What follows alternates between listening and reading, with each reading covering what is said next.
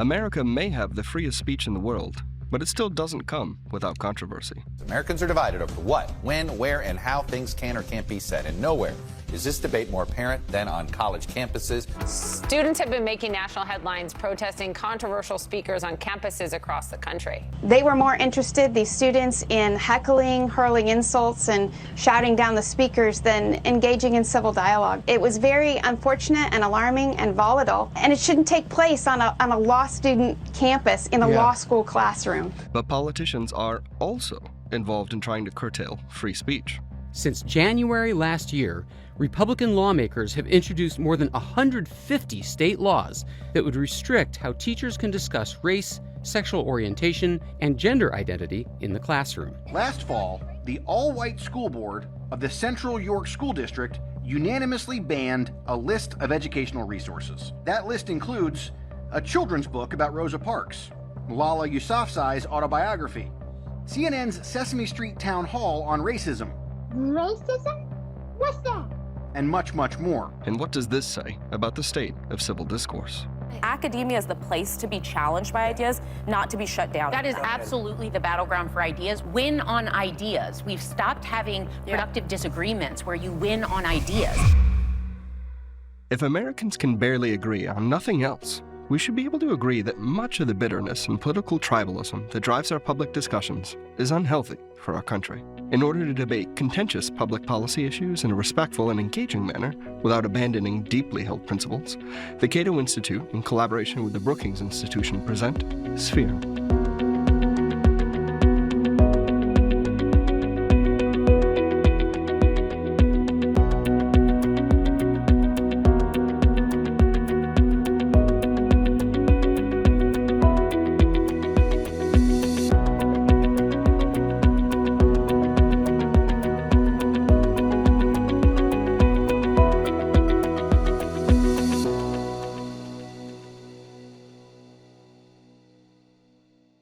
The issue of free speech touches most policy issues in our country today, although who speaks loudest often dominates the news cycle. But how does that affect the state of civil discourse and viewpoint diversity? And where are the places we should be concerned about protecting and preserving this freedom?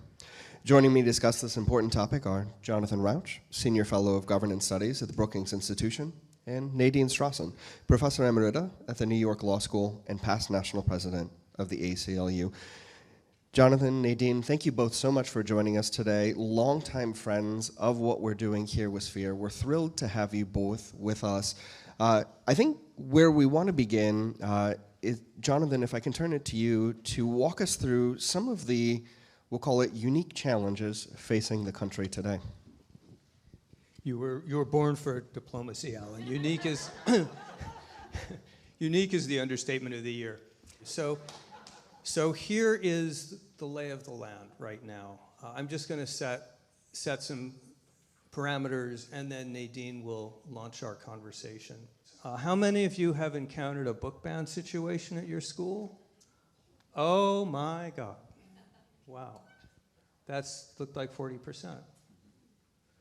Well, this is the national picture. What you can see going on here is on a semi-annual basis. You're seeing over 1,000 book titles are being banned in schools every semi-year.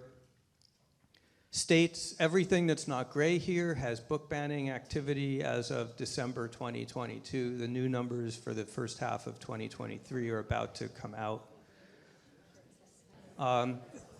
That's about half the schools. Raise your hand if you're from Texas and Florida. All right, so you guys know what those dark reds mean, right? Texas, national leader, congratulations. Subject matter of banned content, physical violence, health and well-being, grief and death, but 30% themes of race and racism, 26% LGBT, I'm homosexual, American, and so this one distresses me because I would have liked to have had the opportunity, at least in high school, to understand more about myself by going to the library. Educational gag orders. This is past plus proposed. Raise your hand if in your school or school district There has been a proposed or enacted gag order, things you cannot talk about, teach, or discuss. Oh, good grief. Okay. You can see how common these are. There are very few gray states. They're happening everywhere, including states that are not considered red states. This is passed plus proposed. Now, they don't all get enacted. The reason proposed is important is it gives you a sense of the activity out there, the amount of activism and energy that is going in to trying to gag teachers and administrators. You can see here a ratio. This is a bit dated, but this gives you the ratio of bills introduced to bills passed. And as you can see, most of them are not passing, but remember, the goal for a lot of these measures is not necessarily to pass. Intimidating teachers, school boards, and administrators will do just as well, and introducing these measures at a high rate can do that. According to PEN America, I won't go through all of these, but this will give you a sense of the activities. Since January 2021, 306 gag order bills introduced, 45 states, 26 became law. 81 educational gag orders are currently live. 125 million Americans live in the states where an educational gag order is in effect. Remember, these are not 2023 numbers. We'll see those in a few weeks, and they will look worse. So we're not in a great place right now. I think that's what's telling us, and I think what it's telling us is something that was not true 4 or 5 years ago when Nadine and I began talking to Sphere teachers. And that's this. You all, the people in this room right now, are now the point of the spear in the national culture wars. That is not the position that we thought you would be in when we started to do this, and it makes our conversation today even more relevant. So over to Nadine. I wanted to share with you language from a Supreme Court opinion. This is from a very old Supreme Court case going back to the 1940s when the court had barely begun to protect freedom of speech at all. And one of the first cases in which it did so was with respect to a concept that isn't even in the Constitution expressly, namely academic freedom. And the court was very clear that that is a concept that applies not only to higher education institutions, but also K through 12. And the point that was being made was that important and essential as freedom of speech is for everybody, it is especially important for teachers, because teachers have a special opportunity and responsibility to inculcate habits of critical inquiry, of free thought. So everybody's free speech rights are depending on your robust free speech rights. And I'd like to share with you just a portion of a very eloquent passage from Justice Felix Frankfurter, who was himself a teacher before he became a Supreme Court justice. He taught at Harvard Law School, but you'll see he made no distinction between those teaching kindergarten and those teaching at Harvard Law School. So he said, to regard teachers from the primary grades to the university as the priests of our democracy is not to indulge in hyperbole, the priests of our democracy. Teachers must fulfill their function by precept and practice, by the very atmosphere which they generate. They must be exemplars of open-mindedness and free inquiry. And it goes on, but the point is that when you are exercising your free speech rights against the enormous pressures that you face, and I know that, as John indicated, the pressures come not only from government officials at all levels, but also from parents and administrators and students. Very importantly, they come from all across the ideological spectrum. This is a transpartisan issue. When you stand up against those pressures, you are doing so not only for the benefit of your own very important right to express yourselves, but also for the benefit of the rest of us, and we're truly indebted to you. Now, I do have to, as an activist, I am congenitally an optimist, so I always see the glass half full, even when it's totally empty. So there is a lot that we have to apply our activism and our principles to. And let me add to the current statistics that John shared with you. In terms of percentages of students who think that it is at least sometimes appropriate to shout down a speaker who is unpopular or saying things that the students disagree with, 63% of college and university students think that is at least sometimes appropriate. Second, is it appropriate to block other students from hearing speakers with whom you disagree? And by the way, freedom of speech includes not only the right to convey information and ideas, but also the right to receive them. So the audience has rights here. 45% of the college students surveyed said it's at least sometimes appropriate to block other students from hearing speakers.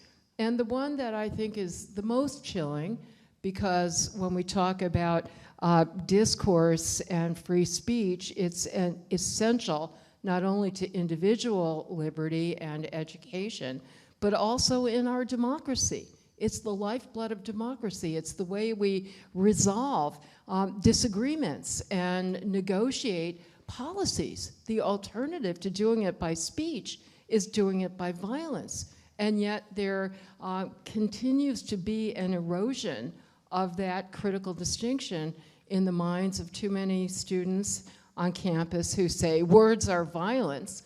Well, the logic of that worldview is that if words you perceive as violent, it's appropriate for you to respond with violence. And unfortunately, this year's survey, the percentage of students who said that it is at least sometimes appropriate to respond to speech that you disagree with violence went up. It's now 27% say it is at least sometimes appropriate. Some of those said it's always appropriate. Some said sometimes, some said rarely. So our challenges are great. When people think about free speech, we often think about it in terms of the First Amendment and the protections guaranteed there and in similar places in the state constitutions. What are some of the things that people misunderstand about those legal protections and limitations? How does this idea of a culture of speech extend beyond that simple idea? Two very important questions, Alan. It turns out that most people who evince hostility toward free speech, and unfortunately that's a growing number, especially on the part of my political tribe, to the left of the political spectrum, there's more and more skepticism at best, hostility at worst, questions such as, well, isn't free speech just for conservatives or white supremacists, and doesn't free speech just oppress minorities? And the answer is nothing could be further from the truth. The bottom line is that the more you know about what the free speech principles actually are and how they actually operate, the more sensible they are, and the more supportive people tend to become. So just, one thumbnail, people's most common question about free speech or argument against it, it's too absolute. The First Amendment is an outlier, and you First Amendment defenders deny that speech can ever do harm, and you refuse to allow the government to make any exceptions at all. No, no, no, and no. The more you understand about First Amendment law, the more you realize that it very sensibly does empower government to outlaw the speech that is the most dangerous, the speech that has a tight and direct causal connection to harm. such as intentional incitement of imminent violence that's likely to happen imminently, or a true threat. The Supreme Court recently decided a case about this, where the speaker directly addresses somebody and intends to instill a fear that that person is going to be subject to harm. But the First Amendment also outlaws the censorship that is the most dangerous. And that is the censorship that allows government to suppress speech solely because of disagreement with or disapproval of the idea that the speech conveys. If you hate the idea, ignore it, refute it, debate against it, as we'll be talking about later, but don't empower the government to censor it. And then one final point before handing it over to John. Even though our First Amendment principles are very strong, with support very much across the otherwise divided ideological spectrum on the Supreme Court, societal support is not very strong. And even though legal protection, constitutional protection for free speech is necessary for us to enjoy free speech, it is not sufficient. We need a culture of free speech, and that is what is sorely in danger. As you mentioned, legal support is strong. The courts are consistent on this one, but a culture of speech is weak currently, which is what you're all experiencing, what Jonathan mentioned when he was talking about gag orders earlier, right? The idea there is not so much will it hold up in court, and often they don't, but will they practically change what you can and can't do in the classroom? Will you have administrator support? Will you have parental support for engaging in hard conversations? Yeah, so the biggest problem right now in university campuses, and I think also high school, is not formal speech codes or regulation, it's peer pressure. And I'm seeing heads nod all over the room. I think it's okay to say this. Over breakfast, I had a conversation with a teacher, and I asked, what are the challenges you face? And he said, well, in classroom conversations, I'm hitting walls when sometime during the course of a good conversation, one of the students says, you can't speak up about that because you don't understand the situation of blacks, minorities, trans, or whatever, this mic drop tactic where you disqualify the other people in the room because of who they are. And he said the response to this is that the conversation goes dead. No one will talk after that point, and he doesn't know how to get people talking. And I said, so what grade level is this happening? Assuming that he would say 11th or 12th. Can you guess what grade it was? Wow, you all are at 7th grade. And I'm like, what? 7th graders are using these silencing tactics in classrooms? Now, this is not a First Amendment issue, right? This is about peer pressure from students who are saying all over the country that the biggest problem that they face in being able to have a debate or conversation is disapproval, marginalization, social media dragging, and so forth from fellow students. This is a much harder problem for people like me and Nadine. Would you agree? I completely agree with it. Than going to court. Because, you know, the educational gag orders, the book bans are devastating, and they are affecting books from many different authors, many different perspectives. But there is a pretty easy First Amendment solution, which so far has succeeded. The Stop Woke Act has been, in Florida, has been subject to successful injunctions. But there is no legal remedy to this kind of peer pressure. You have no right to stop somebody from saying you can't say that because you're not an X, nor would we want to, because it is their free speech right to voice that opinion. What we have to do is somehow embolden our students and ourselves to respond to that. The thing that breaks my heart the most, and I've been doing advocacy work for free speech and thought and academic freedom and what I call liberal science, our whole system for discovering truth, our social system. It's what the Constitution of Knowledge is about. I've been doing that work for 30 years. And in all of that time, what troubles me the most, really deep in my heart, is seeing minority communities like mine turn against free speech and free thought. So I grew up, I was born in 1960, and The world I was born into, homosexual people could not work for the government. We could not serve openly in the armed forces. Of course, we couldn't marry, but we were often arrested in our bars and clubs just for dancing or socializing. We could be arrested in hotel rooms. And our homes, we were constantly surveilled. We were denounced from the pulpits. We were officially mentally ill, according to American psychiatry, until I was 13 years old. And believe me, if there was one thing that I knew as a gay 11 and 12-year-old starting to have these urges that I could not control, it was that I did not want to be sent for psychiatric treatment and possibly electroshock, which was sometimes done. Some of that was done 5 miles from here in St. Elizabeth's Hospital in Washington, D.C. So-called therapies included electroshock and lobotomy. That's the world I grew up in, and today I am married to a man under federal law, and it's not even controversial. And there's a 2-word explanation for that, and it's free speech. We did not have money. We did not have votes. We were a pariah class. All we had was the ability to make our case. That's true of women. It's true of African Americans. Don't believe me, believe John Lewis, who said famously, without free speech and the right to dissent, the civil rights movement would have been a bird without wings.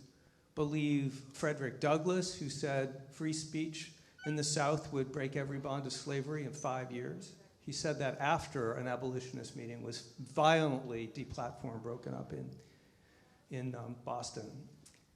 And what we're seeing now, alas, is people claim to speak for minority groups, the marginalized and the oppressed, saying, free speech hurts us, it's a tool of the dominant class, it's a tool of conservatives.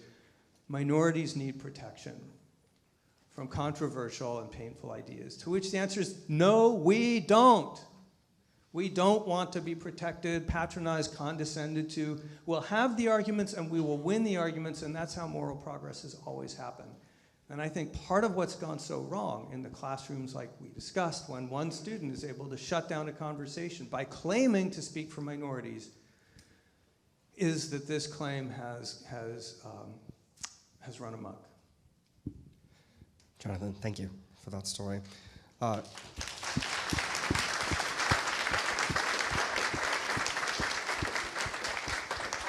So there are many areas where things are going poorly, where things are trending in a direction we're not excited about, whether that's gag orders, attempts to, and arguments for changing laws, or the Constitution even. Where are things going right? So I think the important thing that I want to have a conversation is to say, where do we see positive signs? There's a lot of green shoots. We're dealing with a culture which has been an uphill battle for a while, but I'm starting to see changes. For example, in college campuses, we're now seeing administrations and faculties that have started finally to realize that they're being manipulated by activists who claim to speak for minorities against free speech. We're finally starting to see counter-organization. We're seeing a lot of professors who are unhappy with the spirit in their classroom, the lack of the ability to have good conversations. They are starting to push back. We're seeing a lot of counter-organizing, and that is crucial. And I think we're starting to see some cultural backlash, which is people are getting sick of being manipulated, pushed around, and told to shut up. So, never be mistaken, right? The idea that speech which is bigoted, offensive, wrong-headed, blasphemous, and so forth should not only be allowed, but protected by the government and by the culture is the single most counterintuitive social idea of all time, bar none. And the only reason that it's gotten any traction is that it's also the single most successful social idea of all time. It has given us the knowledge, peace, and prosperity that we take for granted. But because it's so counterintuitive, it means that Nadine and I and all of you and your kids and their kids will have to get up every single morning, every day for the rest of their lives and make the case for this counterintuitive idea from scratch. And we just need to be cheerful about that, because here we are, right? We do have the most protective courts in the history of the United States. So we must never allow ourselves to be demoralized. We must remember we have been waging this fight for a long time, and we are winning. Here. I agree with all of that. I always try to look at the positive impulse that leads to, in my opinion, the negative response of that student. The positive impulse, which I did not take for granted throughout most of my lifetime, but now I can among most students, is a real commitment to equality and dignity and human rights. I mean, they care about LGBTQ rights. They care about human dignity. And I can tell you stories, you know, I was born a decade earlier than John, and as a Jew, I literally saw signs, Jews not allowed in various facilities. And my father was a Holocaust survivor, shockingly, you know, just less than 2 decades before that. So I'd like to work with the positive aspect that is driving the impulse, and as the title of my book suggests, to persuade, as the case is very strong once you start talking about evidence. You may think that censorship is going to aid in advancing those really important goals to which you're committed and to which I'm fully committed as well. But let me show you the evidence, and let's talk about the history, and actually let's explain to each other, let's understand why this is not just a coincidence, but predictably any minority spokesperson or group or perspective is the one that is going to be silenced by censorial power. Why? Precisely because it's in the minority. And once people start to understand that, I think it's, you know, so the silver lining to the cloud that we have censorship coming from all across the political spectrum is you can say to anybody who thinks that censorship is only going to be wielded against ideas they dislike, let me show you this other example. You know, Black Lives Matter has been attacked by government officials under every kind of negative rubric about speech. It's been attacked as hate speech, it's been attacked as extremist and terrorist speech, it's been attacked as disinformation. So these concepts are so inherently subjective. I'm sorry, I'm going off into the substance, but so when you make that case to students, as I've been trying to do tirelessly for a half dozen or so years, they really do become much more supportive. And one contribution that all of you are making and can continue to make, and I see teachers around the country doing, is making sure to teach about basic principles of free speech, the basic history of censorship in this country and free speech in this country. Yeah, that's something university professors tell me all the time. Students are coming to them without any practice in argument. They don't really know how to do that. They've been in an environment where the notion is they need to be protected from controversial ideas or insensitive conversations. And they also don't know what the Constitution says. They think hate speech is unconstitutional, which is the opposite of the truth. So part of the challenge for all of us is civics education. It's just explaining to students how things actually work. The goal of Sphere, again, is to engage in difficult conversations while promoting civil discourse and returning facts, analysis, and reason to the conversation. Thank you all for joining us in that effort today. Jonathan, Nadine, thank you for this conversation.